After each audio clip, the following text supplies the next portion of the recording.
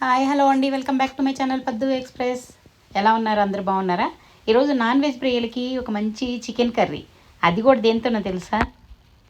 అది మేము ఔరేకాయలు అని చెప్తాం, అదే ఆనపకాయ గింజలు. అది మీకు ఇంతకుముందు చాలా రెసిపీస్ చూపించాను కూడా. ఈరోజు చికెన్లో అవేసి వండితే ఎలా ఉంటుంది అనేది ఈరోజు చూపించబోతున్నాను. ఇవి ఆనపకాయ గింజలు చూసారా? మాకు ఇక్కడ ఔరేకాయలు అంటారు, ఇది సీజన్ అనమాట బాగా. ఇవి వేసుకుంటే దేనిలో అయినా కూడా టేస్ట్ చాలా చాలా బాగుంటుంది. ఇప్పుడు నేను చికెన్తో చేస్తున్నాను, అది ఎలా చేస్తున్నాను ఏంటి అనేది చూడండి మీరు. ఇది ముందుగా చికెన్ తీసుకున్నాను, దానిలోకి నేను చెప్పిన ఈ ఆనపకాయ గింజలు. ఇవి పైన తోలు తీస్తాం, మనం చిక్కుడుగాయలాగా ఉంటాయి పైన తోలు. అంతకుముందు నేను చూపించాను, మళ్ళీ మళ్ళీ చూపిస్తే అది రీయూజ్ వస్తుంది. పైన చిక్కుడుగాయ తోలు తీసేసి ఆ గింజలను కూడా నైట్ నానబెట్టి వాటిలో మళ్ళీ తోలు తీస్తూ ఉంటాయి గింజలకు కూడా.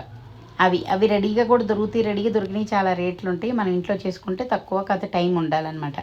ఇక ముందుగా ఒక మందపాటిది ప్యాన్ తీసుకున్నాను. దీనిలో ఆయిల్ వేసి ముందుగా ఉల్లిపాయలు వేసాను. ఉల్లిపాయలు ఎగుతూ ఉన్నాయి చూడండి. ఉల్లిపాయలు వేగేటప్పుడు కొంచెం అల్లం వెల్లుల్లి పేస్ట్ కూడా వేసాను. వేసుకొని ఇది పచ్చివాసన పోయేలాగా కొంచెం ఫ్రై చేసుకుంటున్నాను. పచ్చివాసన పోయేదాకా దీన్ని ఫ్రై చేయించుకోవాలి. ఉల్లిపాయలు కూడా కొంచెం లైట్ బ్రౌన్ కలర్ రావాలన్నమాట. ఇవి వచ్చిన తర్వాత ఇది ముందుగా మనం క్లీన్ చేసి పెట్టుకున్న చికెన్ వేసుకోవాలి. చూడండి, చికెన్ వేసుకొని దీనిలో ముందుగా నేను ఉప్పు, పసుపు, కారం వేసేసుకుంటాను. ముక్కకి బాగా పట్టాలి కాబట్టి నేను ఇవన్నీ ముందుగా వేసుకుంటాను అన్నమాట. లేదంటే ముక్కకి ఇంకా సరిగ్గా పట్టవు, అవి కొంచెం చప్పగా అనిపిస్తాయి. అందుకని చెప్పి నేను చికెన్ వేయంగానే కూడా ఉప్పు, పసుపు, కారం వేసేసి దాన్ని కొంచెం సేపు మగ్గనిస్తే బాగా పడుతుంది అన్నమాట ముక్కకి. ఇలా చేసి చూడండి మీరు. ఇంతకుముందు ఇలా చేయకపోతే ఇది ఒకసారి ట్రై చేసి చూడండి. ట్రై చేసి చూస్తే మీకు కొంచెం డిఫరెన్స్ తెలుస్తుంది, దానికి దీనికి ఏంటి డిఫరెన్స్ అనేది. ఇలా చేసేవాళ్ళు అయితే ఓకే, ఇలా చెయ్యని వాళ్ళు అయితే ఒక్కసారి ఇలా చేసి చూడండి, మీకు డిఫరెన్స్ ఏంటి అనేది తెలుస్తుంది. ఇవన్నీ బాగా ఈ ఆయిల్లోనే కొంచెం ఈ ఉల్లిపాయలన్నీ కలిసేలా బాగా కలబెట్టేసేసుకుంటే చక్కగా ముక్కకు పడుతుంది. దీనిలోనే ఇప్పుడు నేను చెప్పాను కదా ఆనపకాయ గింజలు, ఔరేకాయ గింజలు, ఇవి వేసుకుంటున్నాను చూడండి. ఇవి వేసేసుకొని దాంతోపాటు ఉడికించుకోవాలి. అప్పుడు చక్కగా దీనికి కూడా మసాలా అంతా పడుతుంది. చికెన్లో చాలా టేస్ట్గా ఉంటుందండి, చాలా చాలా బాగుంటుంది. ఒకసారి మీకు దొరికితే మాత్రం, లేదంటే ఈ ప్లేస్లో మీరు చిక్కుడు గింజలు వేసుకోవచ్చు, పచ్చి బఠానీలు వేసుకోవచ్చు, కందికాయలు వస్తున్నాయి చూడండి, కందికాయలు ఒలిచి ఆ గింజలు కూడా వేసుకోవచ్చు. అలాగే బీన్స్, డబుల్ బీన్స్ అట్లాంటివి వేసుకోవచ్చు. చూడండి, ఇలా డిఫరెంట్గా ట్రై చేయొచ్చు అనమాట. అలా ఏదైనా ట్రై చేసి చూడండి మీరు, మీకు డిఫరెన్స్ తెలుస్తుంది. చూడండి, ఇవన్నీ వేసుకొని బాగా కలిపేసేసుకుంటున్నాను. అంతా కలిసి మసాలా దానికి కూడా పడుతుంది అనమాట, ఆ గింజలకు కూడా బాగా మసాలా పడుతుంది. ఇప్పుడు దీనిలో గ్రేవీ కోసం ఇంకా కొన్ని నేను మిక్సీ వేసుకొని వస్తున్నాను చూడండి. గసగసాలు, కొబ్బరి, వేయించిన శనగపప్పు, అలాగే లవంగాలు, చెక్క. చూసారా, ఇవి అల్లం వెల్లుల్లి పేస్ట్ ముందుగానే వేసేసుకున్నాం కాబట్టి అది పని లేదనమాట. ఈరోజు చూపించడం కోసం ఇందులో చూపిస్తున్నాను ఏమేమి ఐటమ్స్ అనేది. చూడండి, ఇందులో ఇప్పుడు ఈ మసాలా దినుసుల్ని మిక్సీ వేసుకోవాలి. ఇది కొంచెం మగ్గేలోపు ఇవన్నీ ఉప్పు, కారం ముక్కలకి పట్టాలి కదా, ముక్కలకి ఆ గింజలకి. అది పట్టేలోపు ఇది మిక్సీ వేసుకొని పేస్ట్ లాగా ముందు పౌడర్ లాగా చేసేసుకొని కొంచెం వాటర్ కూడా పోసుకొని పేస్ట్ లాగా చేసేసుకోవాలి. చూడండి, ఈ పేస్ట్ని ఇప్పుడు ఇందులో వేసేసుకుంటున్నాను. ఇది మగ్గుతూ ఉంది కదా, దీనిలో వేసేసుకుంటున్నాను. ఈ పేస్ట్ దీనిలో వేసుకొని మళ్ళీ ఆ మిక్సీ జార్లోని కొంచెం వాటర్ కూడా పోసేసుకొని తొలుపుకొని ఇందులో పోసేసుకుంటే లాస్ట్లో ఉన్నది కూడా మొత్తం వచ్చేస్తుంది.